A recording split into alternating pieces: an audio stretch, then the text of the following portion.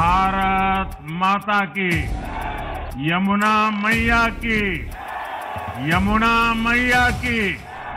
पहली बात तो ये है कि दिल्ली में केजरीवाल के समय कोई विकास नहीं हुआ था। सिर्फ वादे हुए थे, झूठे वादे हुए थे, प्रचार हुआ था। अगर वो और शपथ लेते के साथ ही आपने देखा होगा कि जितने भी हमारे विधायक हैं एकदम से एक्टिव हो गए हैं और वो जगह जगह जहाँ पर नाले भरे हुए हैं, जहाँ पर खड्डे सड़कें टूटी पड़ी हैं, उनका निरीक्षण करना उन्होंने तैयार कर लिया है।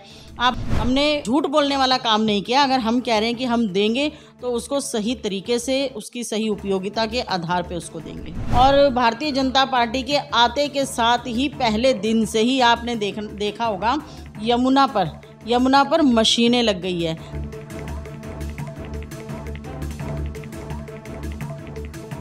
जो पेंशन कंटिन्यू आती थी, चाहे वो कांग्रेस की सरकार के टाइम पर थी, चाहे वो भारतीय जनता पार्टी के टाइम पर थी, जो पेंशन्स बुजुर्गों की, विधवा बहनों की, असहाय लोगों की जो पेंशन्स कंटिन्यू आती थी वो 10 साल में आनी बंद हो गई। जो राशन कार्ड कंटिन्यू बन रहे थे वो राशन कार्ड बनने बंद हो गए। मोहल्ला क्लिनिक के नाम पर वहाँ पर सिर्फ पैरासीटामोल की दवाई भी बड़ी मुश्किल से मिलती थी। आप देखते हो यूपी में कितना अच्छा काम हो रखा है, आप देखते हो कि हरियाणा में इतना अच्छा काम हो रहा है। आप सड़कें देखो कितनी सुंदर सड़कें बन गई हैं, और दिल्ली का क्या बुरा हाल है। नमस्कार, मैं सागर कुमार झा, आप देख रहे हैं एयर न्यूज़। अभी हम लोग मौजूद हैं मादीपुर में, जहां हमारे साथ अभी हैं सुनीता कांगड़ा जी, दिल्ली की बीजेपी सरकार की वाइस प्रेसिडेंट। इनसे हम जानने वाले हैं कि दिल्ली विधानसभा चुनाव के बाद अब दिल्ली में भाजपा सरकार आ चुकी है, कैसा कार्यकाल रहने वाला है भाजपा का, शुरुआती 100 दिन कैसे बिताएगी भाजपा सरकार, दिल्ली में कौन कौन से काम करेगी। कहीं ना कहीं देखा जाए तो कांग्रेस के टाइम पे शीला दीक्षित ने अपनी एक पहचान बनाई थी, आम आदमी पार्टी में केजरीवाल ने अपनी एक अलग ही पहचान बनाई है कार्यों को लेके। अब भाजपा सरकार है, भाजपा सरकार कैसी पहचान बनाएगी, दिल्ली के मुख्यमंत्री रेखा गुप्ता जी हैं, वो अपनी पहचान बना पाएगी दिल्ली में कि नहीं, तो इन्हीं सब मुद्दों पे बात करेंगे। मादीपुर की बात करें तो मादीपुर में किस तरीके का विकास कार्य होगा। अब यहाँ पे बीजेपी सरकार आ चुकी है, यहाँ पे किस तरीके से, कहीं ना कहीं यहाँ पे लोगों की काफ़ी ज़्यादा समस्याएं हैं, यहाँ की सफाई को लेके, सीवरेज को लेके, सड़कों को लेके, इन सारी चीज़ों पे यहाँ पे बीजेपी सरकार कैसे ध्यान देने वाली है। तो आइए चल के इन्हीं सब मुद्दों पर यहाँ पे बात करते हैं मैम से। नमस्कार मैम। नमस्कार जी। मैम, मैं जानना चाहूँगा, अभी तो मैं सबसे पहले आपको बधाई देना चाहता हूँ, दिल्ली विधानसभा चुनाव में बीजेपी सरकार दिल्ली में आ चुकी है। लोगों ने जो बदलाव की बात कही थी चुनाव से पहले, वो बदलाव अब दिल्ली में आ चुका है, जो बदलाव दिखा दिया है दिल्ली की जनता ने। अब भाजपा सरकार उनको किस तरीके से कार्यों से प्रभावित करने वाली है। सबसे पहले तो मैं अपना परिचय देती हूँ। मेरा नाम सुनीता कांगड़ा है। अभी वर्तमान में मैं दिल्ली प्रदेश उपाध्यक्ष हूँ और SDMC से मैं जो है मेयर रह चुकी हूँ। और जैसा कि आपने पूछा कि क्या बदलाव है, बदलाव तो यही है कि 10 साल में जो आम आदमी पार्टी की सरकार रही, उन्होंने सिर्फ वादे ही वादे किए, वादे के अलावा कुछ नहीं किए। लेकिन अब जब भारतीय जनता पार्टी की सरकार आई है, जो वो वादे करती है वो पूरे करती है। और आपको पता ही है कि जो भारतीय जनता पार्टी का नेतृत्व है, श्री नरेंद्र मोदी जी, जो कि देश के प्रधानमंत्री हैं, जो कहते हैं वो करते हैं। तो उसी तरीके से उनकी सरकार, उनके संगठन के जितने भी व्यक्ति हैं जो विधायक बने हैं, जो कहते हैं वो करेंगे। अच्छा मैम, आप कह रही हैं जो केजरीवाल जी उन्होंने 10 सालों में तो कोई काम किया नहीं, ऐसा पूरी दिल्ली की जनता भी कह रही है साथ में। क्या लगता है कि अब भाजपा सरकार है, कहीं ना कहीं अभी शपथ ग्रहण भी नहीं हुआ था, उन्होंने कई सारे मुद्दों पे जो है काम करना शुरू कर दिया है, इसी तरीके से विकास कार्य होता रहा तो दिल्ली में जो कहीं ना पहले के समय में कहा जाता था कि विकास खो गया है केजरीवाल के समय, वो विकास फिर से दिल्ली को मिल पाएगा, उस तरफ बढ़ पाएगी दिल्ली। पहली बात तो ये है कि दिल्ली में केजरीवाल के समय कोई विकास नहीं हुआ था। सिर्फ वादे हुए थे, झूठे वादे हुए थे, प्रचार हुआ था। अगर वो 1% कोई काम करते थे तो उसका 100% प्रचार करते थे। अभी आज मैं मोती नगर गई हूँ, वहाँ पर एक वाल्मीकि चौपाल है और उन्होंने बताया कि जी यहाँ पर जो है कम से कम 70 लाख के आसपास बजट लगना था और उन्होंने वहाँ पर 10 लाख भी नहीं लगाया। और लेकिन 2 साल तक वो सिर्फ रेनोवेशन होनी थी, उस रेनोवेशन में उन्होंने पूरे 2 साल लगा दिए और जब देखो उसका प्रचार करते रहते थे, जब देखो प्रचार करते रहते थे। प्रचार के अलावा उन्होंने कुछ भी नहीं किया। और 2 साल आप मानो कि रेनोवेशन के लिए बहुत ज़्यादा होते हैं। अगर हम किसी चीज़ को नींव से बनाते हैं तो वो 2 साल में, मुझे लगता है 2 साल से भी कम का समय लेती है। लेकिन एक चौपाल को अगर आप 2 साल दे रहे हो सिर्फ रिनोवेशन के लिए, तो ये मुझे लगता है कि सिर्फ उन्होंने प्रचार पे ही पैसा लगाया है, काम पर कोई पैसा नहीं लगाया। और सच्चाई तो यह है कि दिल्ली में आप खुद भी देख सकते हो, अगर आप दिल्ली में घूम रहे हो, दिल्ली का सर्वे कर रहे हो, तो आप खुद भी देख सकते हो कि अभी तो हमने शपथ ली है और शपथ लेते के साथ ही आपने देखा होगा कि जितने भी हमारे विधायक हैं एकदम से एक्टिव हो गए हैं। और वो जगह जगह जहाँ पर नाले भरे हुए हैं, जहाँ पर खड्डे, सड़कें टूटी पड़ी हैं, उनका निरीक्षण करना उन्होंने तैयार कर लिया है। आपने देखा होगा कि हमारी जो अभी मुख्यमंत्री बनी हैं श्रीमती रेखा गुप्ता जी ने भी सबसे पहली मीटिंग में तो सबसे पहले उन्होंने आह्वान किया कि जो 2500 का है वो 8 मार्च से महिला दिवस पे शुरू करेंगे। और दूसरी जो उन्होंने बैठक रखी, कैबिनेट बैठक रखी, उसमें सबसे पहले उन्होंने जितने भी PWD के अधिकारी थे, जितने भी फ्लड से रिलेटेड थे, उन सब की प्रॉपर पूरी तरीके से बैठक ली है और उन्होंने उनको समझा दिया है कि भैया जो पहले होना था ना वो बिल्कुल नहीं होगा, अब सिर्फ काम होगा और वो काम ऐसा होगा जो जनता को दिखाई देगा। बात करें मादीपुर की, तो मैं मादीपुर की बात करूं तो पूरे मादीपुर में काफ़ी ज़्यादा परेशानियां हैं। यहाँ पे जो है सड़कों पे कचरा जमा है, फैला हुआ है, कई सड़कों के सीवरेज टूटी हुई है, सड़कों के गड्ढे भरे पड़े हैं। यहाँ पे भी अब भाजपा सरकार आ चुके हैं, यहाँ के जनता ने भी कार्यों को लेकर बदलाव किया है, बीजेपी के प्रत्याशी को चुना है इस बार। क्या करने वाले हैं यहाँ के विधायक मादीपुर की जनता के लिए, किस तरीके से कार्य करने वाले हैं? देखो जी, यहाँ पर जो है मादीपुर में आम आदमी पार्टी का ही निगम पार्षद है और आम आदमी पार्टी का ही विधायक था 10 साल से, और दोनों ने मिलकर जो जनता के साथ धोखा किया है वो जनता जानती है और उनके स्वरूप, उन्होंने परिणाम स्वरूप उनको रिजल्ट भी दिया। अब भारतीय जनता पार्टी का जो विधायक है, हमारी कोशिश यही है, क्योंकि भारतीय जनता पार्टी के जितने भी कार्यकर्ता हैं, जिन्होंने सबने मेहनत की है, वो अपने आप में सब विधायक हैं और सभी कार्यकर्ता इस टाइम पर अपनी मादीपुर विधानसभा में जो इन लोगों ने, आम आदमी पार्टी की सरकार ने कोई काम नहीं किया था। आम आदमी पार्टी का जो विधायक था गिरीश सोनी, उसने कभी जनता के बीच में आकर के भी नहीं देखा, कभी उनके सुख दुख में शामिल नहीं हुए, कभी उन्होंने उनकी तकलीफ़ों को जाकर के नहीं पूछा। और आप समझोगे जरा सी बारिश आने पर पूरा का पूरा मादीपुर भर जाता है और मादीपुर के साथ साथ जो घर हैं, मादीपुर में रहने वाले लोग हैं, उनके घरों में पानी भर जाता है। तो इतनी बड़ी दुर्गति हो गई थी, नाले साफ़ नहीं होते। तो हमारी पूरी कोशिश है कि सबसे पहले नालों की सफाइयाँ हुएं, जो हमारी सड़कें टूटी फूटी हैं उनका निरीक्षण करके, उनका एस्टीमेट बनवा करके उनको तैयार किया जाए, और जो भी यहाँ पर समस्याएँ आती हैं तो अपने कार्यकर्ता के द्वारा, अपने विधायक के द्वारा उन समस्याओं को दूर करें।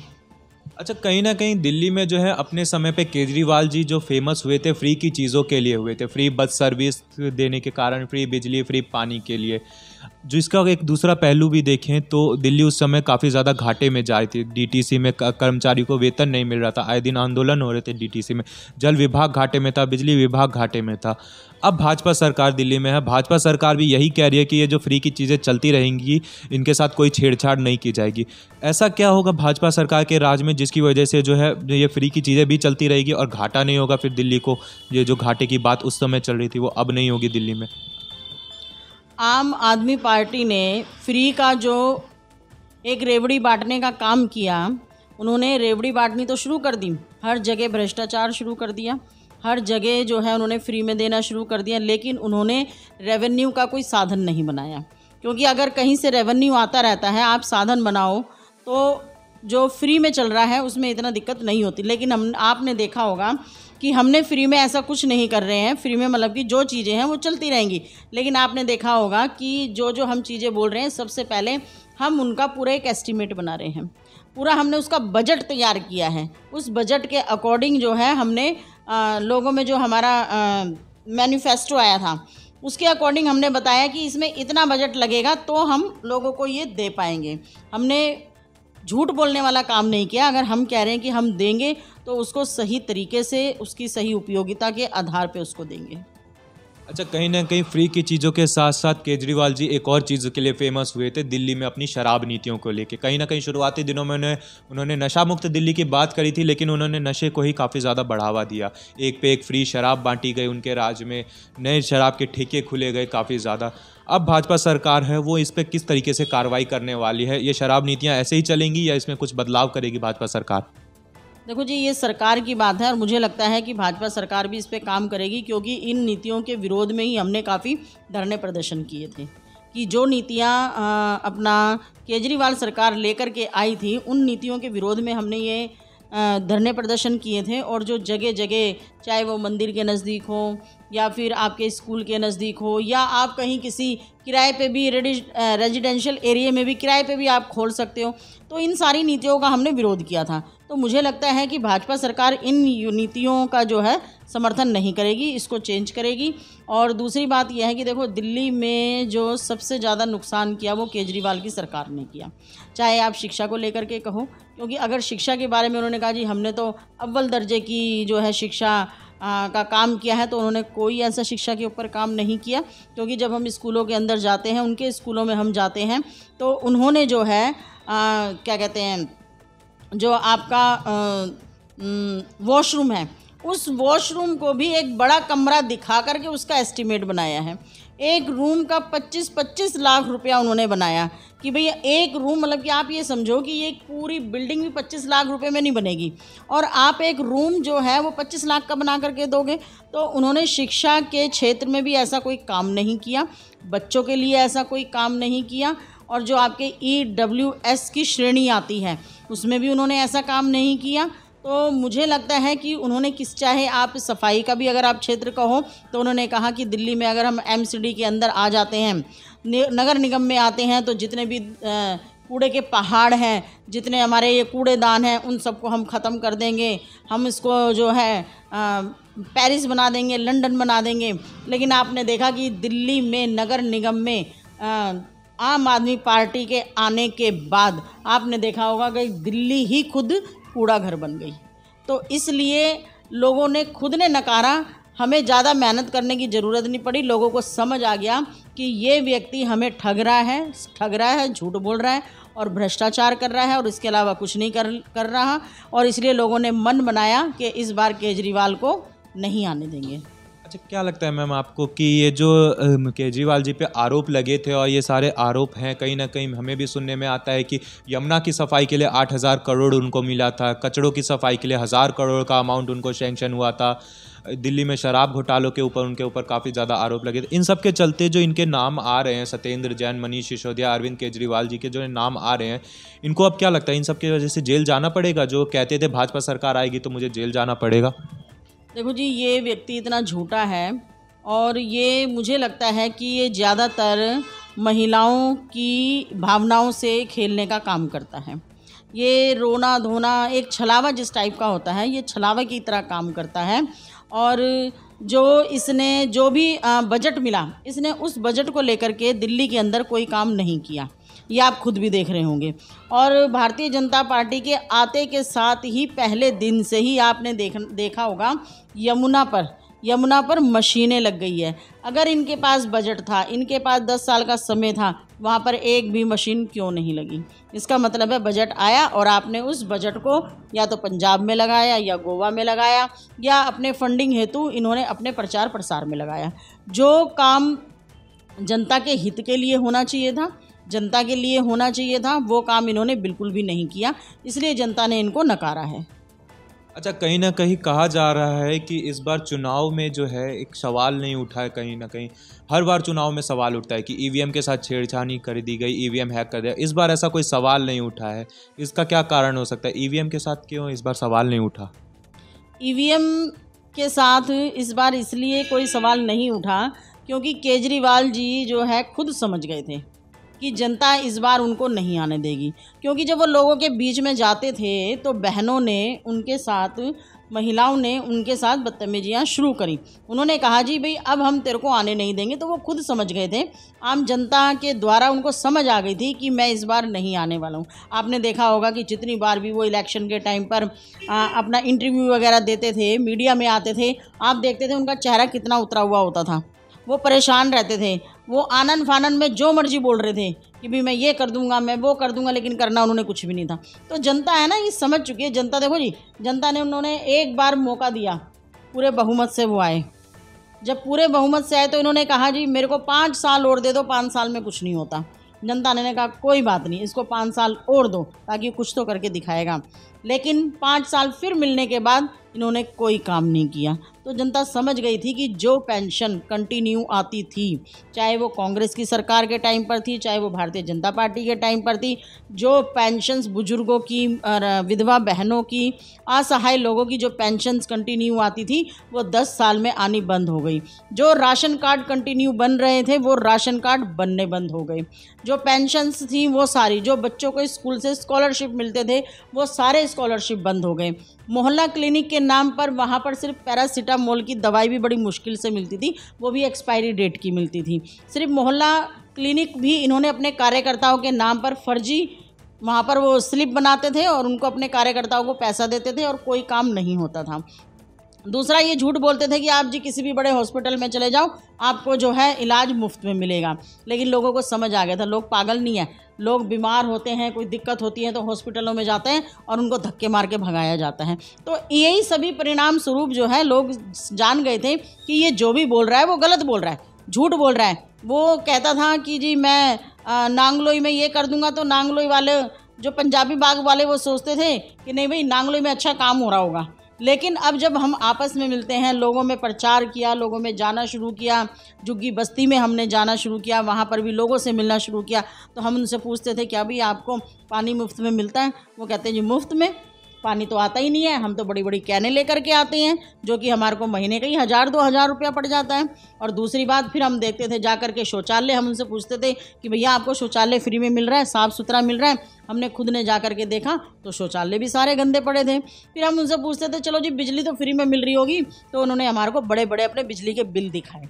तो ये जो मेहनत भारतीय जनता पार्टी के कार्यकर्ता ने की है कि घर घर में जाकर के लोगों में जाकर के बातचीत करी कि क्या आपको ये फ्री में मिल रहा है, तो उन लोगों के द्वारा ही पता लगा। फिर हमने छोटी छोटी वीडियो बनाई और वो डाली, तो उन लोगों के द्वारा ही पता चला कि केजरीवाल की सरकार निकम्मी है, झूठी है, भ्रष्टाचारी है। क्योंकि एक जब उन्होंने 2100 रुपये का जब उन्होंने कहा कि जी मैं हर महिला को 2100 रुपये दूंगा, तो जो पंजाब की महिलाएं थी, जो ये वादा पंजाब में करके आया था, पंजाब की महिलाओं ने जब इसका इंटरव्यू सुना तो पंजाब की महिलाएं पंजाब से दिल्ली में आकर के लोगों के बीच में जाकर के उन्होंने बोला कि भैया इनकी बातों में मत आना।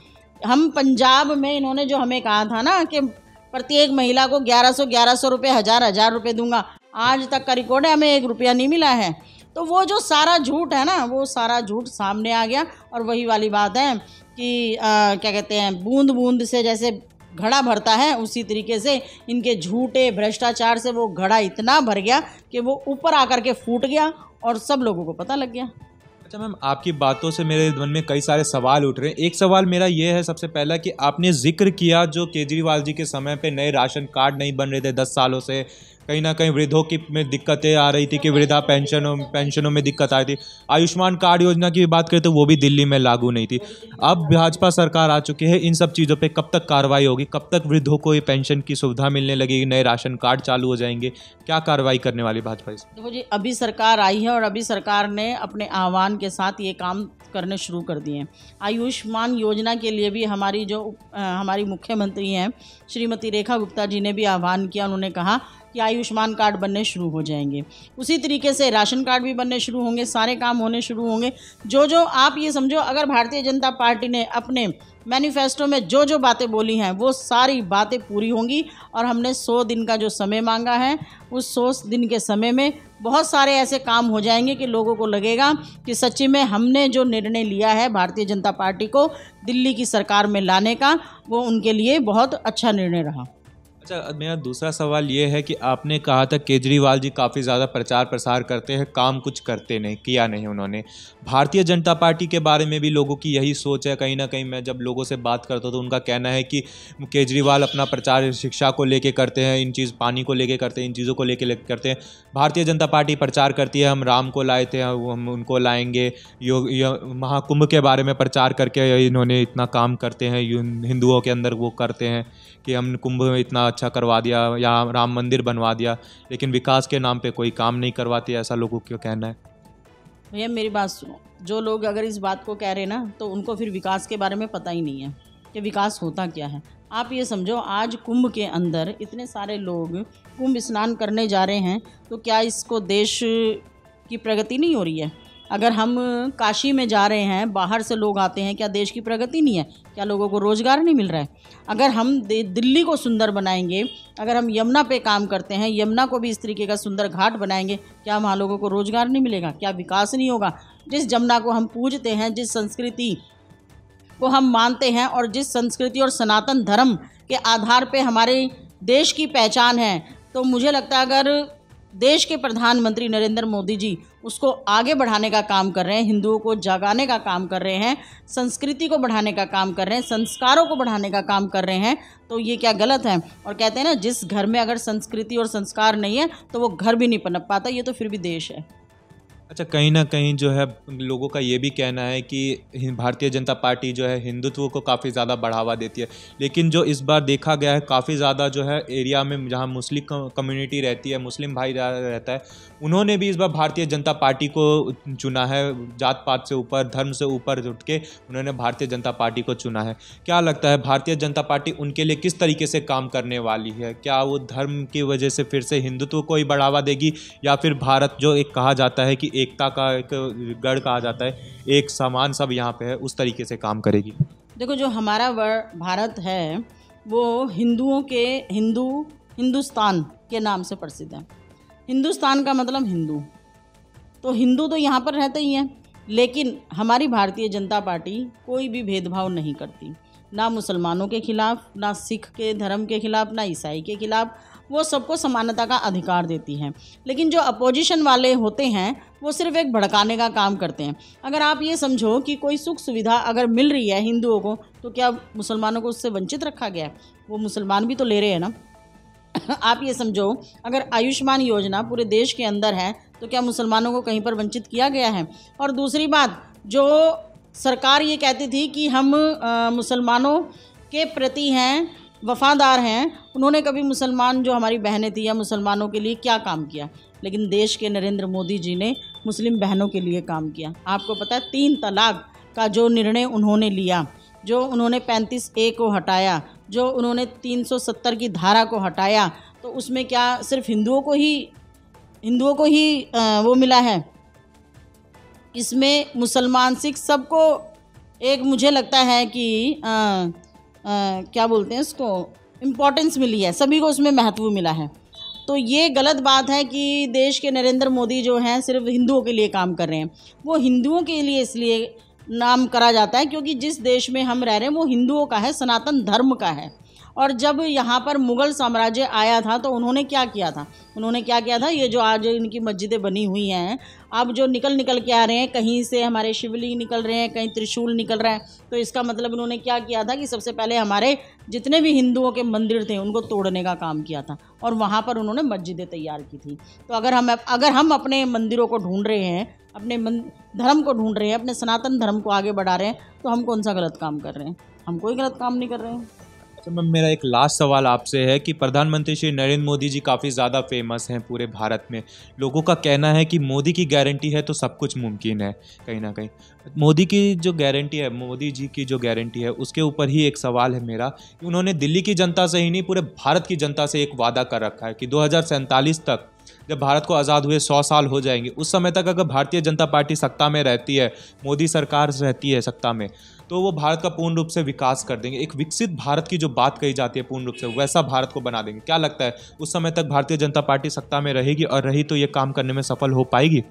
बिल्कुल जी, बिल्कुल रहेगी, सत्ता में भी रहेगी और इस काम को सफल करने में भी सफल रहेगी। क्योंकि जो आम जनता है वो खुद कहती है कि अगर इस देश के अंदर देश के प्रधानमंत्री नरेंद्र मोदी जी नहीं होते तो शायद आज देश नहीं होता। जैसे और देशों पे हमले हो रहे हैं तो शायद आज हमारे देश पे भी हमला हो गया होता अब तक। तो अगर हम सुरक्षित है, अपने देश के अंदर है सुरक्षित है, तो वो सिर्फ़ और सिर्फ हमारे देश के प्रधानमंत्री नरेंद्र मोदी जी की वजह से। और अगर हम विकसित देश का सपना देखते हैं तो ये सिर्फ 10 साल में विकसित हुआ है। आप देखते हो यूपी में कितना अच्छा काम हो रखा है, आप देखते हो कि हरियाणा में इतना अच्छा काम हो रहा है, आप सड़कें देखो कितनी सुंदर सड़कें बन गई हैं, और दिल्ली का क्या बुरा हाल है। तो इसका मतलब ये है कि पूरे देश के अंदर विकास हो रहा है, पूरे देश के अंदर काम हो रहा है, और जो काम देश के प्रधानमंत्री ने 10 साल में कर दिया, अगर यही समय हमारे को कांग्रेस की तरह अगर 70 साल मिल गए होते तो देश मेरे ख्याल से पूरे जो विश्व गुरु की ओर जा रहा है, अब हमारा देश विश्व गुरु बनने वाला है। आप ये भी समझो, जो हमारी आर्थिक व्यवस्था जो कभी 10वें नंबर पे होती थी, आज 5वें से तीसरे नंबर पे पहुंचने वाली है। तो ये 10 साल के अंदर हुआ है। तो 47 तो भी बहुत दूर है, 47 पे तो पता नहीं हम कहाँ से कहाँ पहुंच जाएंगे। मुझे तो लगता है कि विकसित जो एक शब्द है कि विकसित देश होगा, उससे ऊपर जाएंगे। अच्छा मैम, आपके बातों में एक वर्ड आया था सुरक्षित, उससे मेरा मन में एक सवाल उठा है। कहीं ना कहीं हमारे दिल्ली में देखा जाता है कि जो हमारी माताएं बहनें हैं वो बाहर निकल रही हैं तो लोगों के मन में एक डर रहता है, परिवारजन के मन में एक डर रहता है कि हमारी बहन बेटियां बाहर गई हैं, वो सुरक्षित हैं कि नहीं है। उनसे फ़ोन करके बार बार पूछा जाता है। इस केजरीवाल जी के राज में तो ऐसा ही चला था। अब भाजपा आई है, भारतीय जनता पार्टी आई है, दिल्ली में महिलाओं की सुरक्षा के लिए वो किस तरीके से कार्रवाई करने वाली है? क्योंकि पहले अगर हम बात करते थे लोगों से तो उनका ये कहना था कि पुलिस व्यवस्था, कानून व्यवस्था तो केंद्र के हाथ में है। अब दिल्ली में भी केंद्र सरकार है, भाजपा केंद्र, और जब दिल्ली की सरकार होती है तो उसका समन्वय होना बड़ा ज़रूरी है। जैसा कि हम कहते हैं कि डबल इंजन की सरकार, जब डबल इंजन की सरकार होती है तो अपने आप काम अच्छे होने लगते हैं, सुरक्षा भी होती है। आप खुद देखते होंगे यूपी के अंदर और जगह जहाँ जहाँ हमारी सरकार है, इस स्टेट में हमारी सरकार है, वहाँ पर सुरक्षा भी है, लोगों का विकास भी हो रहा है, क्षेत्र का भी विकास हो रहा है। और अगर हम कुंभ में भी जा रहे हैं, प्रयागराज देखो आप कितना सुंदर बन रहा है, रोज़ करोड़ों की संख्या में लोग वहाँ पर पहुँचते हैं, फिर भी व्यवस्था बहुत बढ़िया बनी हुई है। जो छोटे मोटे हादसे होते हैं वो हर घर में भी हो जाते हैं, उसमें कोई बड़ी वाली बात नहीं है। लेकिन आप ये देखो, अगर सुरक्षा को लेकर के चलें तो दिल्ली में अब जब हमारी सरकार आई है और डबल इंजन की सरकार है तो उसमें भी जो है अच्छा ही होगा। धन्यवाद मैम। तो यही थी यहाँ पे हमारी सुनीता कांगड़ा जी से बातें। मैं सागर कुमार झा, आप देख रहे हैं एयर न्यूज़। धन्यवाद।